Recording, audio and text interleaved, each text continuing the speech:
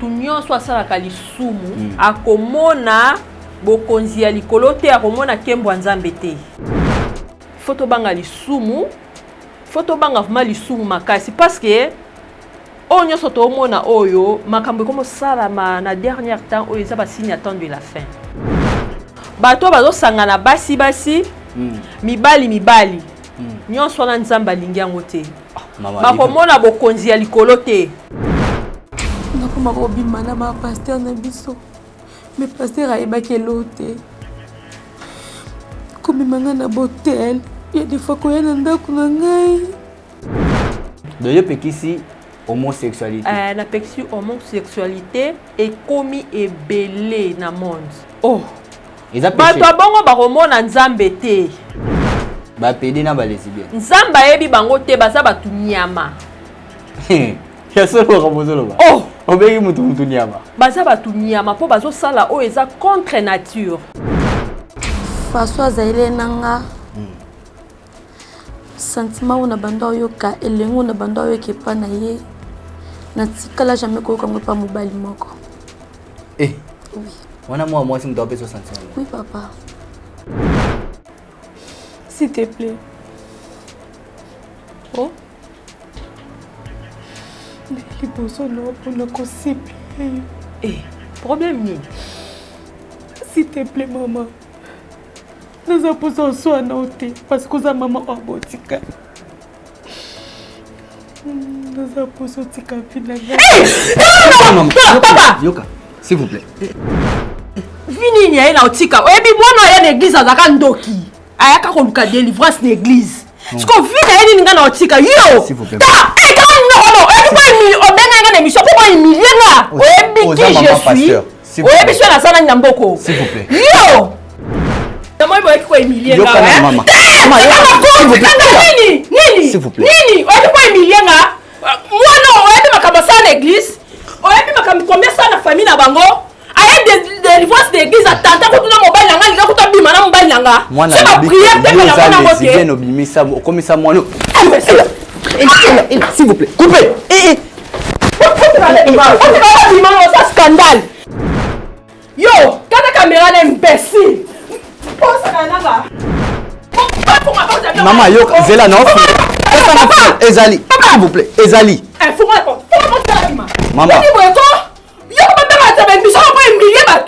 na komeno vidil. Oyebi sanga azana nyamboko.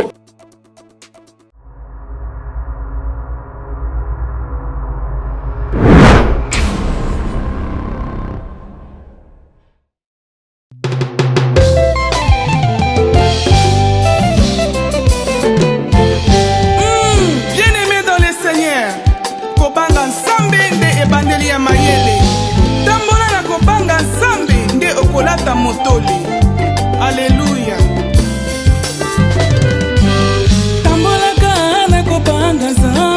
Solution bio composée de plantes traditionnelles, 100% naturelle et reconnue pour sa vertu. Une formule adaptée pour hommes et femmes. Depuis plus de 10 ans, le Maxi Bien-être Café renforce le système immunitaire, restaure la fatigue physique, améliore le sommeil, aide à stabiliser la tension et la glycémie, nettoie les reins, soulage l'hémorroïde et la constipation. Chez les hommes, le Maxi Bien-être restaure le dysfonctionnement sexuel, l'impuissance et l'éjaculation précoce. Maxi Bien-être est disponible partout dans le monde. Passez vos commandes sur www.maxibienêtre.com. Vous êtes nombreux de nous suivre partout dans le monde, mesdames et messieurs, je vous dis bonjour, bonsoir, ça dépend à l'heure à laquelle vous nous suivez. Partout dans le monde, je vous dis merci pour cette confiance sur cette chaîne, Nouvelle Tendance Télévision. Ici, c'est notre émission Réponse à nos questions, mais il y aura aussi cette rubrique à un moment de notre émission parce que, voilà, et par rapport à contexte et émission, dans ça là, il y a vérité et réalité. Je vais un peu voler à l'un des côté wana momuke oyiba ide wana. Merci Nabil Nyoso Bolinga Rabiso.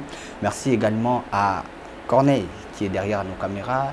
Merci à Gédéon qui est aussi derrière nos caméras à l'assistance. Merci également à celui que j'appelle le professeur Louis, il nous enseigne l'organisation. Le professeur Jordan Panzo. Merci à vous.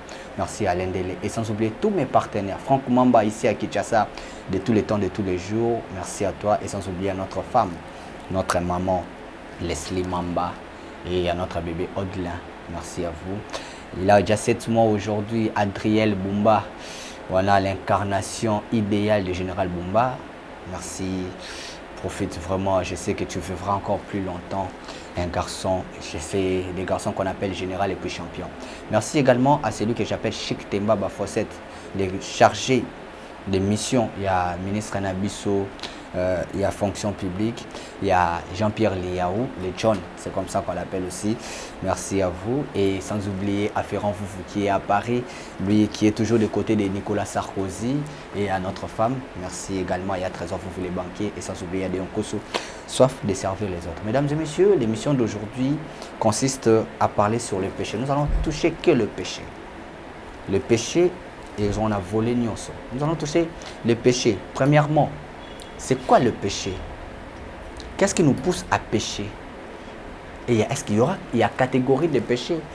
Mais c'est pour la première fois de recevoir cette dame dans la plateau Nabiso, maman Charlotte. Il y a l'église La Rédemption, les Anna Matete. C'est à Zamoisi à Bassel Nanzambe, à Yebani à l'écapé na TV. Mais aujourd'hui, on va juste vendre l'image. Il y a maman prophétesse Nabiso, maman pasteur, comme ça. Maman pasteur, maman Charlotte. Alors, tout n'a pas pourquoi style yotique. Qu'est-ce qu'il y a une église à Montbala qui t'embalaté. Bonjour et bienvenue. Bonjour, merci beaucoup. Bread. Ah, voilà, voilà. Et bien, bien, bread, Brad, c'est pas grave. Ok. Sinon, ça va? Bonne santé? Bon, santé, ça va bien par la grâce de Dieu toujours parce que tu vivras quand Angolo Nzambe. Amen. Santé, ça bien. Voilà. Voilà. Moi, ça là, t'as quitté là. Bon, on a des questions parce qu'il y a une prière. Mais est-ce que quand on a une prière, tu as une autre question? Non, on peut commencer par la prière parce qu'avant toute chose, il faut que si nous sommes tous ça, voilà, quand on a une prière, tu as une mission. Tout bon délit. Merci éternel Dieu de grâce. Merci Seigneur pour l'ingati na moment oyo nazana kati na oyo sikana likana émission. Seigneur Dieu de grâce. Tolingi oza lokola alpha pour ceux qui savent biso lokola oméga na kati na émission oyo. Tobengi Saint-Esprit azala na kati na oyo sika ya ko diriger biso. Nyonso to sa na kati na oyo sika tolingi ete Saint-Esprit nde akumba biso to lobela oyo ezali Lilobana, par le nom puissant de Jésus, on est ainsi prié. Amen. Amen. Voilà, très bien, merci beaucoup. Alors, ma première question, c'était de savoir, Suki, est-ce que yo, kuna, qui t'emballe la terre, semble notre Suki pour les... Ils ont vision, besoin à papa? Non, biso to priya na biso mutu polele déranger raté. Mais ceux qui peut au CP na okanga foulard, wana eza yo mais to obligé à rater. D'accord. Biso to priya na biso mutu polele. Donc au no pe bongo, pas de problème. Voilà, très bien. Pantalon pe problème té. Pantalon pe kotaka mais eza pantalon mo s'exciter ou ko exciter. Ko exciter batuté. Pantalon normal. Oui ko betsa ba sala nzambe mabakute, ko betsa pe bana nzambe mabakute. Eza ka pantalon mo normal. Maman, avant tout simba tem na biso. Obandi musala nzambe ndenge nini? Po belé ya basi kitoko bo poza kitoko. Ah, merci beaucoup. Parmi bateau abimara na musicien azaka bo. Ah non. Nga premièrement na botami na famille chrétienne. OK. Biso to botami to kuti déjà papa asambilaka. OK. Maman asambilaka. Na bandi na kodim, na bandena ko bina majorette na kodim, mona muke na église viens et voir. Ah, viens et voir. Viens et voir église ango. Na bien moi. To bandena to bande ko kola to bando bina majorette to kenda ke kodim to bina majorette après na pusani na komo imba la chorale. Na imba pe na chorale. Na koimba la chorale à partir ya koimba la chorale de place to kuta na skona papa. Ah, bolingana nde wana. To lingana à partir ya chorale. Do yo bolimbisi ya mutu na mo sekati libala. To yo lekina ba o mobali ote. Non, ngana papa to lingana na kati église. Moseka. Biso so to saela nzambe. Ye ayabi na mombo nzamba like sike yo ndi mwasi na ngabi. Non. Yo alinga ka lowa. Donc bino bani pena bo mwana. Après bon to pusana ki ezata ke ka to linga bo mwana baba to bala. Non, ezake lo moko to bando ke no malé après. Donc obi mobali musuta pa ye. Donc bimina mutu musu à Paris. Oui, oui. Waouh. C'est très important. Nani- Siko na papa Tilelo. Tilelo na papa toza kuna na bana. Oh, gloire à Si Dieu. toboti bana 5. Eh, Kala mingi peut-être bandozo bakoko. ah bah Koli déjà. Bana dia bakoli. Ah, gloire à Dieu. Église pays autant bien. Église c'est qui est bien par la grâce de Dieu toujours parce que biso Papa kaka voyage. bon papa soki avoyagaka mingi ezaka mosala nzambe moto ebengaka ye. Ye pas maman makiona. Pour toi comme maman. Oui makiona. Non c'est Oui, quoi bien. te nayebi yango te Ah, ozo ça semble là. te nayebi yango te Et makiona de. Donc oui bien makiona de. nayebi te manki ona engelo bani Oui pasteur Denis Les. oui nayebi prophète Denis Les. Ah oui bien. Prophète Benin. Yanzambe. asa mosala ya nzambe Parce que makiona le yebite mais oyebi prophète Denis Les. oui Na ndinga mabete ona mimi maman na polémique te mais oyebi prophète Denis Les. oui Mais makiona nde oyebi te. non nayebi yango te Makiona est-ce que ça poste no ya prophète Denis Les. Denis Les si makiona. Je salue les prophètes face à Zali. Voilà, je vais vous expliquer maintenant makiona. Et ça parmi babloko le prophète a ko dénoncer prophète Denis Les. Na ba eli tutwa na ba prophète swana. Makiona za ba faux miracle. bon Oyo eza ke bakotisi mutu basali bakoso ndira azalaki aveugle Amoni. yo pa mini biloko wana esamba non bino baaveugle solo nde bamona non biso biloko wana tokosala yango te biso tobondela nzambe nzambe aza na likolo aza capable osala nyonso ok toko kolimitaka nzambe te mpo tobanda okotisa bamo wana olobi wana ke tobanda okotisa bafaux miracle non biso epa na biso toza un vrai Dieu nzambe oyo ayokaka pe asalaka amonaka pe gloire à Dieu yango na yo lobela bato lelo na plateau sur le péché tolimitaka nzambe te nzambe oyo akeli likolo na se asalaka miracle tout rien eza impossible pa na ye oyo tu wana ozoloba bamakiona wana banini ekomi déjà tomomema bana nzambe wapi ce sont les péchés lisumu tosala lisumu liboso ya nzambe fo tobanga lisumu fo tobanga lisumu fo tobanga vraiment lisumu makasi parce que oyo nyonso tomona oyo makambo ekomosalama na dernière temps oyo eza basigne attend de la fin kozonga yesu ekomi pembeni donc tomilengele mutu na mutu place aza yeba ke Jésus revient bientôt ok yesu azozonga yesu azozonga yango nete moyela biso thème na ye nango sur le péché. C'est quoi maintenant? C'est quoi la définition le péché? Bon, le péché, natambola na définition nanga. Ah, on préparait déjà. On a préparé une définition nanga. Le péché est une faute contre la raison ou la vérité. Ok. Donc, photo banga nzambe. Photo lo baka vérité. Okay. Na ba église lo coûté combien belé papa. Je ne sais pas pourquoi. Très bien. Pour amour kaka ya mbongo to komo kosa bana nzambe, to komo mema bana nzambe contre vérité. C'est pas bien. Frère okotangelanga na 1 Corinthiens 6 9 à 10.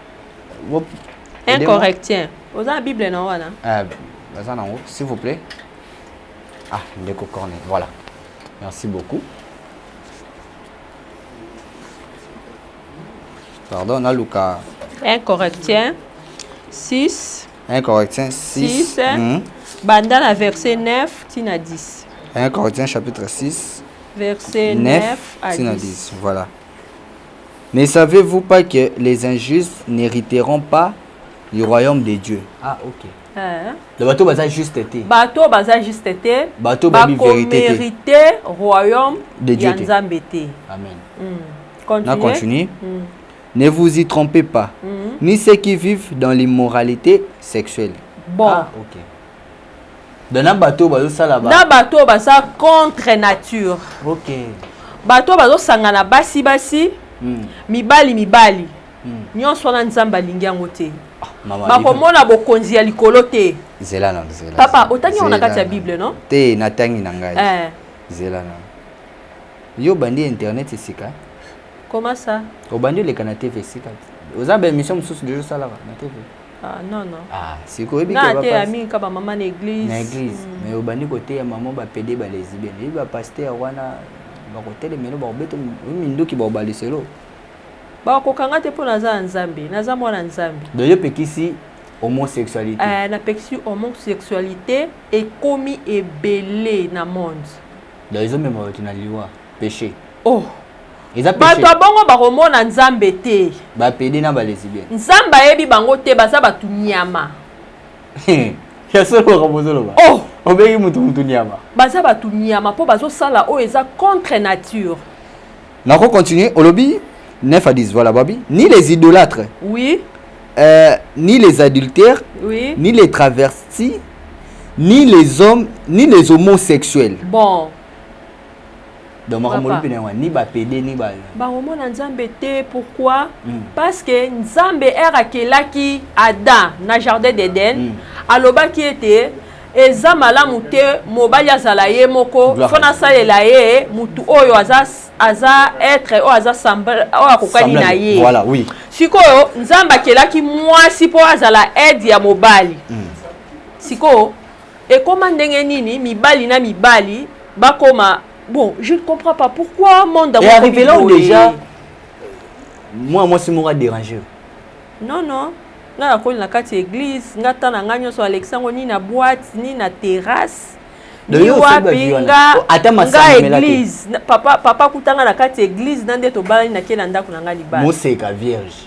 oui nzabela mama mususu alemte oba kosaki biso toke mama te nazotanga nde awa ok bon okotangela ngai susu na Romains 3 23 à 24. Romains 3.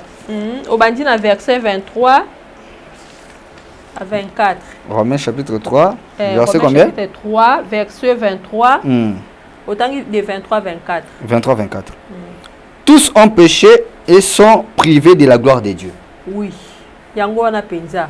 Donc mutu nyonso asalaka lisumu akomona bokonzi ya likolo te akomona kembo nzambe te. Wow. Et ils ont gratuitement déclaré juste voilà Isukagiwana. Tous ont péché, sont privés de la gloire de Dieu. Papa yebisanga siko. Pourquoi kokotsa mensonge na kati église? Nzambe alingi biloko ya bongo te, Nzambe alingi donc tokomi komi pesa biso bato tokomi pesa gloire na place Nzambe. Totika Nzambe moko a régner na kati église. Église ekomi na ba idolâtrie, ekomi na makambo mabe, église ekomi bon, je ne sais pas pourquoi tout ça. Pona mukaka ya mbongo, pona ba succès mokili, to bosali na biso nzela Nzambe, to bungi nzela to mokende ba chemin mususu. C'est pas bon. Est-ce que ba professeur lokuta pesa? Bon, ezali mais pas na biso ezala te te bino te mais oyebi ezali na ebi eza nango pona olukaka ali pona oluka mbongo koluka succès ekoma nango wow biloko wana ekoma nango mais est-ce que yo soki bato babengi yo prière doboka Nzambe pe mona baba pasteur bateyaka te ebe ba église bapekisa nga na église na biso nateyaka na kilisa ba maman na kilisa ba maman mais soki assemblée fandi boye dimanche oteyaka pe non dans le arrivé là ngate mais bakisa ba maman papa ba misusu papa so a voyager mutu musumu dateyaka ba pasteur o baza o bateyaka nga na teya te nga nateyaka na kilisa ba maman parce que bozo préparer pe mwana il commence succession non biso makambo wana nanu te non biso nanu te non biso tozana ngwata na mutu te to penser pe na yango te to tika biso église na biso to tiaka Nzambe liboso biso to landi sima émission na biso moto sala ka ezaka vérité réalité toza ndeko moko wa alinga ko mingi ndeto benga itunga to sala surprise tambo na émission lelo tunga to sala surprise beaucoup tana ndeko wana alinga ko mingi en pleine émission je sais que nous allons parler et puis to sala ba prière na biso na bato nyonso ba ndima ba sala ba masumu mo ba ebete le kwa côté ya va se repentir, va lukanzela Nzambe, va lukanzela vérité parce que Jésus revient bientôt. Message Jésus. Jésus revient bientôt. Totika masumu, to nzimela. Basi ba okiko bimate. Non, eza abomination. Eza abomination. na oyo ezaki bato bakomi kobima na banyama papa. Non, surtout wana vraiment Nzambe alingi yango te totika. C'est pas bon. Alors, c'est pas bon.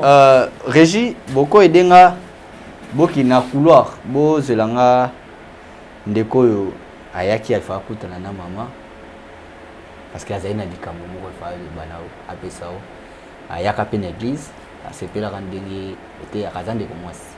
Akutana nayo après to continuer na biso émission na biso. Boki ko edenga ya Régie. Sécurité bo côté c'est la biso. Ah voilà. Ouais, côté non. Maman, oui bien. C'est la sœur qui voulait te faire une surprise. Abenga Kibiso. A lobby que Abenga la sogi tango sa l'émission. Azalani ça l'est bien. Oui, na bien ça moi dans l'église. Je la connais. Yeah, ya kande dans l'église. Bon, ça vie privée de na kolobela na plateau te quand même. D'accord. Toko benga na biso ya kota. Mais Kobenge pourquoi? Na monier déjà c'est bon. Te alinga ki ya zala alobano. Moi 2 mots peut-être ko remercier yo. Na célèbre na public mokili mobimba ndenge la na biso e mona. Non. Ce qu'on remercier nga za moi na église ça numéro nanga. Akobenga nga ta téléphone ata na église to sous la ça ne dérange pas. Permettre biso ata 2 minutes oyoka mweloko ya olinga loba. Ne serait-ce pour 2 minutes. C'est là quand c'est important le bon na plateau. Parce que c'est une surprise parce que ils ont bali bosso to zoyo. Na nouvelle tendance pour yebi des chaîne monene. Mais ba tumso balinga kokumisa batu na bango. Ya lo baki na biso azana message mo ya éloge. Ya honneur balinga ka pesa. Sœur, s'il vous plaît. Ok, ya.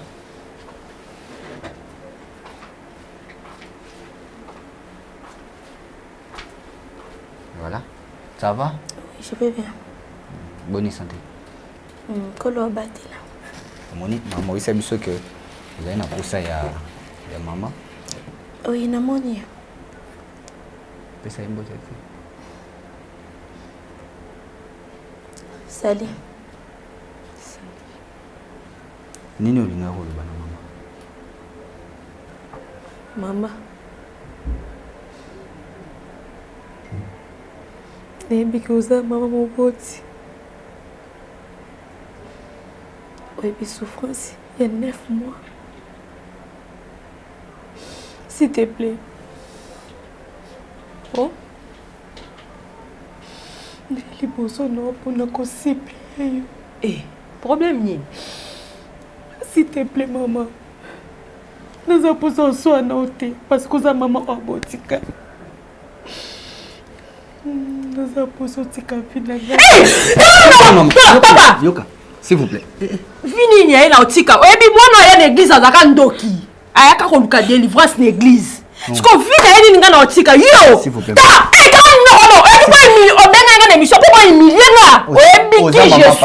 S'il vous plaît. Yo! Oza maman pasteur. C'est la délivrance à simba moi note. Yo!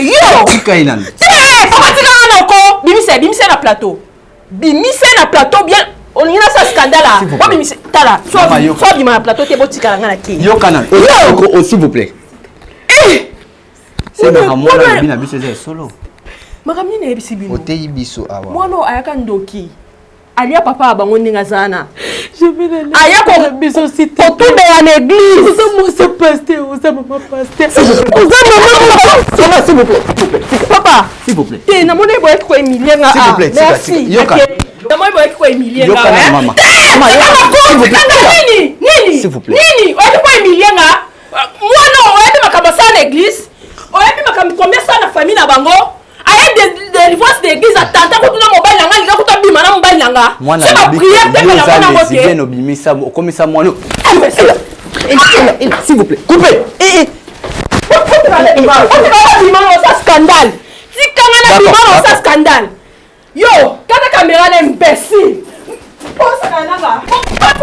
Maman, yo, Zela, non. Ezali, s'il vous plaît, Ezali. Maman.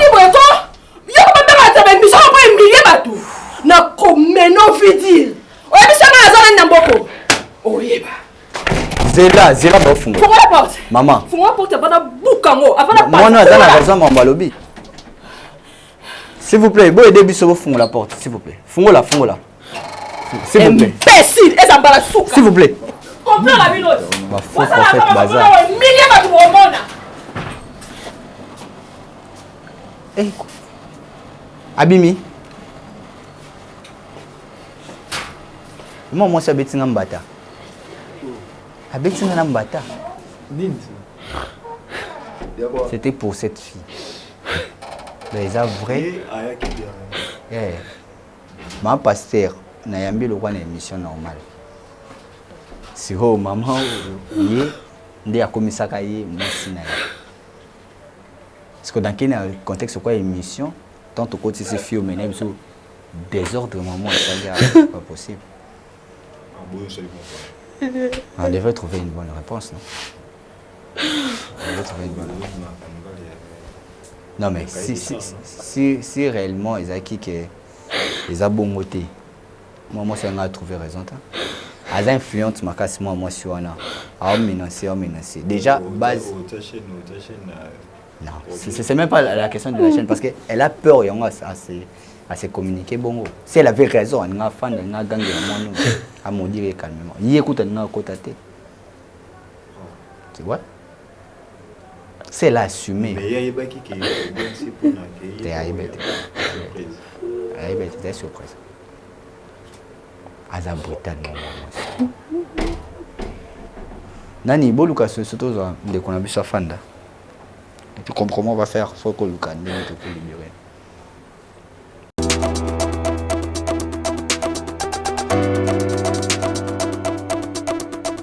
Merci Banakin, Bana monde entier. Maxi bien-être. Sougala café, logo na mêlé logo mais logo est amabé. Il y a bien pour na panne technique mais ko sale la on ndenga mabete sale la ngo pona mama. A célibataire to lingi bino ate. So maka boma mukolo bala. Pourtant mzo ba produire ngo soute. Maxi bien-être yango yo. Lukango benga ndeko nanga alendele yé mutu ayebi esika ko fournir yo autant que tu veux $35 et zebele na kati sobo melika moko de jour bien be hémorroïdes banini tout ça bilialia vanda musala banini et réparer au système ya break et réparer au pe fonctionnement ya break de break donc et pe son fonctionnement ya bien to comme ba congolais toujours gagner ba match on va défaite pas technique en plein match c'est pas bon zongela eloko nana c'est éviter de dire surtout ba pasteur boningo mela boyawa bobenga pena alendele na numéro na e pour bobenga pour bozoloko c'est important traitement poison anti-poison yango yo ne ba mususu mela ngo avant okende obima o mela ngo ça des jours atabati le loko moi cuire mon corps c'est bon oyope anti-poison donc ce que ata izana kati et longolango alendele mikolo som nabité mindela ngo ba pese biloko ba udia po biloko ngo bendeza ya solo mikolo ba tchaka poison ato la famille te ato za problème na mututé jalousie car do ba produit yangwana ya anti-poison oyope anti-poison donc benga alendele à partir na ye ayibindeni oya ozwango nzambe na nga pambola bino mi batela mboke komi bien te bato bakomi na jalousie oyo tozo comprendre de souté bana mike bazo kufa mikolo bazo kufa baotiana bana bébé ba poisson donc toujours zala nanti na ndenga na nga na ndako c'est bon que Dieu vous bénisse.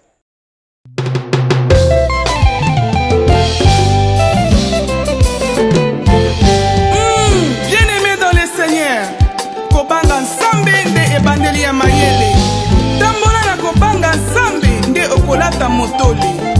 Alléluia.